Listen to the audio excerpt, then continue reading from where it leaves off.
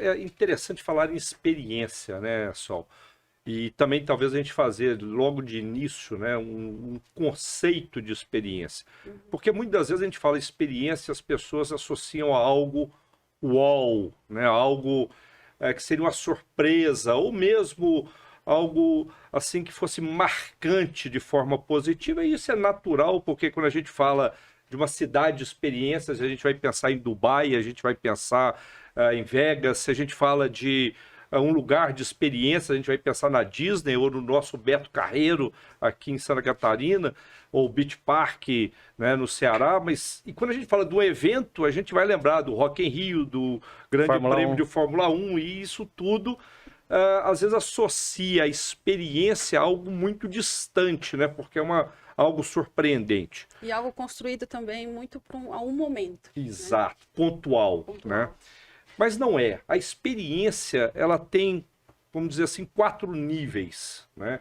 E o primeiro nível, que eu acho que é o mais importante para a nossa conversa, é uma jornada sem atrito e personalizada.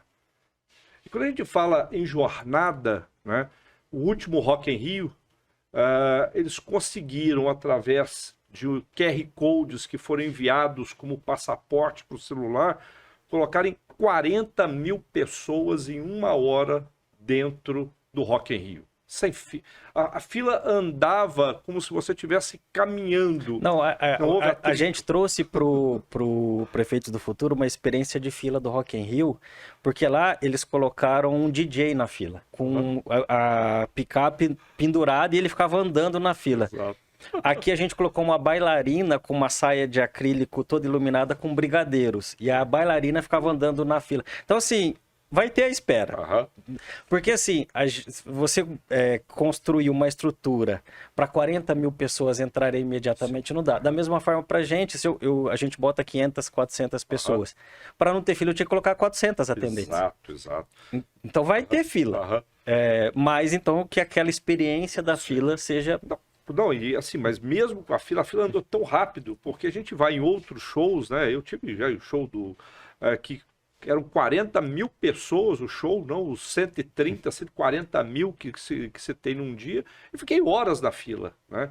Então, tudo é muito pensado para reduzir atrito. Então, prefeito, se você quer já dar uma experiência, né? Reduzir atrito, respeitar o tempo das pessoas, fazer com que as pessoas tenham necessidade de menos vezes, né, resolver um problema, agenda com horário marcado. Que não precisa passar por 3 secretarias diferentes para resolver. Não precisa ser o UOL. A redução somente do atrito, da eliminação desses pontos negativos de contato, já é uma experiência fantástica você oferecer. Legal. A gente fez uma jornada de experiência no nosso cidade do Maranhão, demorava 15 dias para liberar um recurso.